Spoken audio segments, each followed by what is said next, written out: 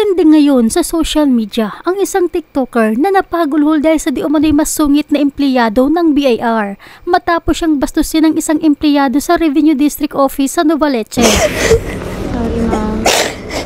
Hindi ikaw ang dapat mag-sorry. Bakit ganyan ang employee niya? Ayon sa TikToker, personal umano siyang nagtungo sa opisina upang ayusin sana ang kanyang taxpayer identification number dahil sa nagkaroon ng issue ang kanyang online application. Ngunit nang magtanong aniya siya tungkol sa proseso, tila nairita umano ang empleyado at naging bastos sa pakikitungo, dahilan upang siya ay maiyak at sinabing labis ang naging epekto nito sa kanyang emosyon. Kwento pa ng TikToker na kinilalang si Nika Nakadalin, nang harapin niya ang nasabing empleyado, tumaas pa daw ang boses at sinabing wala siyang karapatan magsalita, na tila pinapahiya umano siya dahil sa kawalan ng pasyensya, na parang gusto umanong ipamukha sa kanya ng empleyado na bobo siya. Umani ng samut-saring reaksyon ngayon ang video ng TikToker. Maraming mga netizens ang nakarelate at nagbahagi ng katulad ng naging karanasan ng TikToker sa ilang kawani ng gobyerno. Narito ang video na ibinahagi ng TikToker sa social media kung paano siya binastos ng nasabing empleyado ng BIR. Pero bago tayo magpatuloy, huwag kalimutan i-like, share, subscribe at bahit na rin ang kampana for more upcoming videos. Salamat! Sorry, ma'am. Hindi ikaw ang dapat mag-sorry. Bakit ganyan ang employee niya? Report mo. Ano ba yun? Bakit? Magre-resign. Nasa government kayo. Magre-resign na daw. O, sige. Apo. Grabe. Grabe. Ang tulong mo. Ang tao. Pero tayo tao dito. Palitan niyo siya, guys. Hindi siya masaya sa trabaho niya. Obvious. Ang buti na lang ako yun. Paano ko yung ibang tao yung naganyanan? Ito kaya ko ba? Kaya ko pa to. Paano po nanay? Paano bang PWD? Nakailang reports na yun sa kanya. Paano pag ganun? Okay. Ganun pala yung ugali niya. Ba't siya dito at doon niyo pa talaga siya inassign sa information. Hindi siya effective mag-relay ng information eh. Ginagawa niya yung na bobo. Pinapapil niya yun. You can report him. Hindi, kasi pag kumalat to, mara-report talaga siya. Ano ang pangalan niya? I can give information. Sige po. Hindi ko siya i-record. Pero kailangan ko malaman ang pangalan niya. Sige po. Lahat tayo dito tao. Pantay-pantay tayo. Ano na lang kung matanda yung nakaharap niya. Walang pinag-aralan. Ako nga college graduate eh. Opo, marami po siyang na-encounter na ganun. Grabe. Ginawa niya pang problema yung tao. Problema niya yung problema siya ang problema. So yun, pagpasok ko sa office, tinuro ako ng guard sa mismong lalaki, employee, na tinutukoy ko nga talaga sa video ko. So, pagkakita sa akin ng employee na yon, tinanong niya ako kung ano daw yung kailangan ko. Sabi ko po magpapagawa at kukuha po sana ako ng TIN ID, ganon. Nung sinabi ko na magpapagawa ako ng TIN ID, tinawanan niya ako na parang nagtanong na siya dun sa babae na sa likod ko din. Tapos, sinagot ng babae. Tapos binalikan ako ng employee. Sabi niya, sundan mo yan.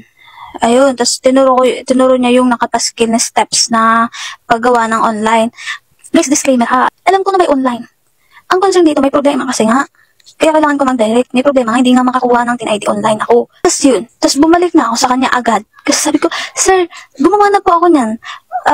Ang problema lang sa akin, hindi siya masubmit. Tapos sabi niya, do it again, then, punta ka sa transaction.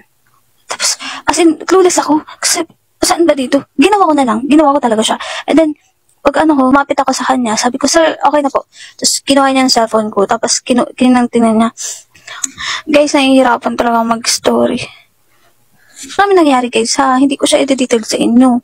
Kasi mauumagahan tayo. Tapos na pag hindi talaga klaro, tatanong at magtatanong ako. Kasi nasa right place ako para magtanong. Kasi tinry niya na din sa computer niya, hindi pa rin. Tapos sinabihan niya ako na kung hindi to gumana, patay ka. Ano pong ibig niyong sabihin? Sabi niya, maghintay na lang daw ako. Sabi ko, mga ilang days, weeks po ba ako maghihintay? Sabi niya, hindi ko alam. What? Sabi ko, paano po? Bakit niyo pa ako pinapantay na wala naman pong kasiguraduhan? Kayo ba? Tanungin ko. Nainis siya kasi, paulit-ulit nga ako. Actually, hindi naman ako sobrang paulit-ulit eh. Trabaho naman natin na ipaintindi, diba? Ako, gets ko naman. Nakakaintindi naman ako ng English. Pero that moment, nakaka-insulto lang na all throughout our conversation, nag-i-English talaga siya. Na para bang gusto niyang ipamukha sa akin na na dapat ko maintindihan lahat. Naiintindihan ko naman, pero guys, what if nanay nga, or kung sino man na walang pinag-aralan ang kaharap niya, yun yung concern ko dito. In short, sobrang impatient niya. Yung sarcasm, yung parang magmumukha ka talagang bobo. Na ba't hindi ko daw maintindihan, paulit-ulit nga lang daw siya nang sinasabi, ba't hindi ko daw maintindihan? English yun, gets ko naman, pero parang, gets na ba ako? Tinatanong ko lang naman siya eh, sinigyan niya pa ako ng option na, kung hindi ka makakapag-antay, sabi niya pumunta na lang daw ako sa National BIR office. Sabi ko, saan po yun? Sabi niya, saan? Kasanab. Inisip ko na naman, for sure, malayo na naman yun. Sabi ko, sir, kaya nga po pumunta dito para naman sana matulungan nyo. Tinawanan niya ako, tapos may mga gesture siya, guys, na yung parang, ganun, ikaw ba? As in, ang dami niyang gesture na, dagdag ko lang, dahil nga nahalata ko na hindi talaga maayos yung trato niya sa akin. Tinanong ko na tuloy siya, sabi ko, sir, ano po bang problema nyo? Bakit nyo ba ako tinatrato ng ganito? Sabi niya, naiinis daw siya kasi, paulit-ulit to siya nang sinasabi, tapos hindi ko daw maintindihan. Sabi ko, siguro po kailangan nyo po magpahinga kasi baka po hindi po kayo ready to serve the people. Kung tumaas talaga yung boses niya, tapos pagkakaalala ko, sabi niya, wala daw akong karapatan para sabihin yun sa kanya. Tapos tinanong ko, sabi ko, sir, pwede ba magtanong? Gusto niyo po ba yung trabaho, no? Sabi niya, hindi. Kaya nga nag-resign na ako, di ba? Tapos nabigla ako dun. Tapos tinanong ko din kung kailan ang last na niya. Sabi niya, hanggang November 1 pa daw. Sabi ko, wow, malapit na. Pero sa isip ko, swerte ko naman, naabot ko pang taong to. Hindi din naman ako nung pinayaan ko na lang siya para bastusin ako or na hindi ako respetuhin na okay lang, sige, gawin mo yan sa akin. Pero magtatanong pa rin ako. Yung reason kung bakit ako umiyak is that umiiyak ako kasi mananay kasi na nakasaksi ng pangyayari kasi siya yung nauna doon pero magkaibang tao yung kinakausap niya. I mean, ibang employee yung sa akin, iba din naman yung sa kanya pero magkaharap din kami. Kaya nakakita niya talaga yung pangyayari tapos yung paalis na ako. Pero hindi pa ako totally umalis, nandun pa ako sa loob. Tapos nilapitan niya ako, sabi niya, nakita ko yung nangyari. Kumusta ka? Tapos ayun wala po akong sinabi. Umiyak lang po talaga ako ng umiyak. Hanggang sa, ng pagdesisyon ko, sabi ko, i-film ko to. Doon. Tapos may lumapit doon. May kausap ako doon, guys. Employee din siya. Ganyan. Narinig niya din daw talaga yung nangyayari sa amin, yung conversation namin.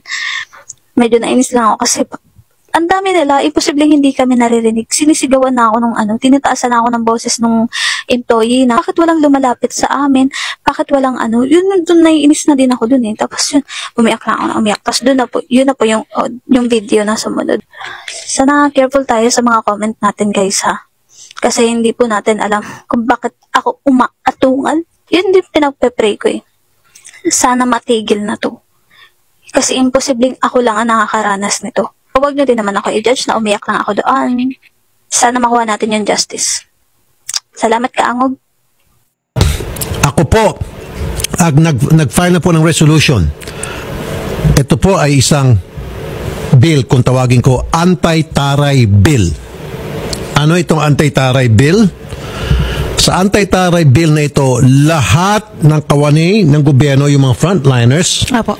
na kapag ikaw yung nagsuplado, binastos mo yung nakikipagtransaksyon sa inyong tanggapan, winalanghiya mo, sibak ka sa serbisyo.